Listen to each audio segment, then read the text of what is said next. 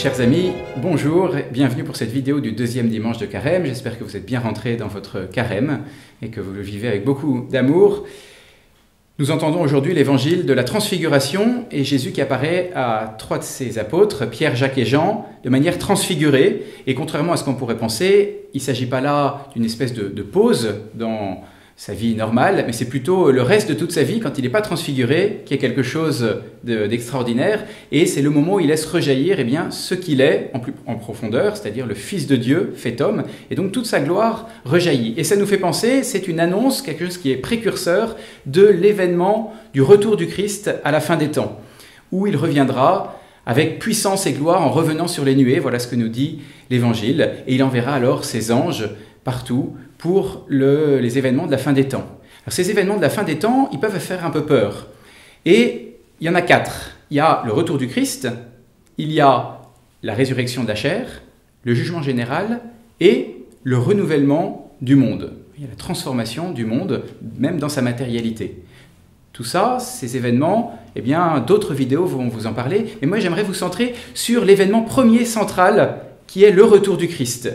Jésus dit une petite parabole, quand il parle du retour des temps, de la fin des temps, ce qui nous fait peur, il dit cette petite parabole, il dit quand on voit qu'un figuier a des feuilles vertes, on se rend compte que l'été est proche.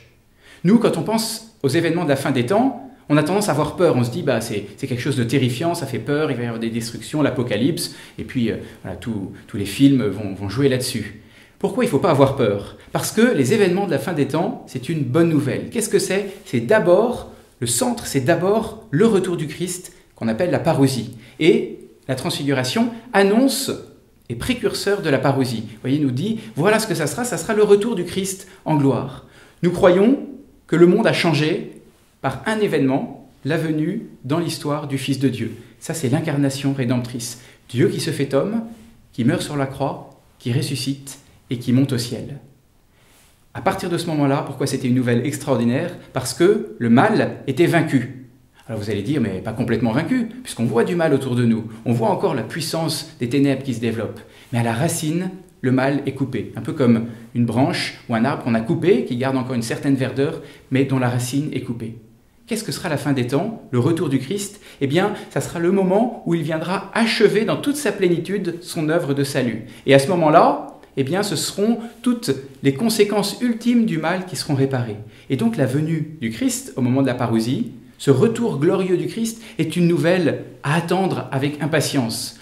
Loin d'avoir peur de ce moment-là, alors évidemment dans notre sensibilité on peut avoir peur parce que le Christ dit qu'il y aura des événements qui entoureront ça et qui seront terrifiants, mais ce n'est pas le côté terrifiant qui doit attirer notre regard, c'est le côté extraordinaire, magnifique de la venue du Fils de l'homme, de Jésus en gloire.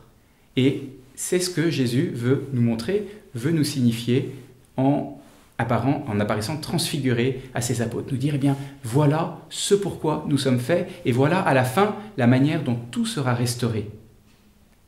Je vous pose la question, si vous avez peur du jugement dernier, de ces événements de la fin des temps, est-ce que ce n'est pas le signe d'un manque d'amour du Seigneur, d'un manque d'amour de son œuvre de salut qui est venu sauver ce qui était perdu, transformer et ultimement nous apporter la transformation finale et le retour du bien dans sa totalité? Est-ce que ce n'est pas un manque de foi et aussi un manque de confiance dans le Seigneur? Alors, en ce deuxième dimanche de Carême, renouvelons un acte de confiance. Seigneur Jésus, j'ai confiance en toi. Jésus miséricordieux, j'ai confiance en toi. Tu as vaincu la mort par ta mort et ta résurrection, et tu vaincras définitivement le mal et la puissance des ténèbres au moment de ta venue. Je crois en toi, et donc je n'ai plus peur, ni ici, ni pour la fin des temps. Que le Seigneur vous bénisse, et bon carême.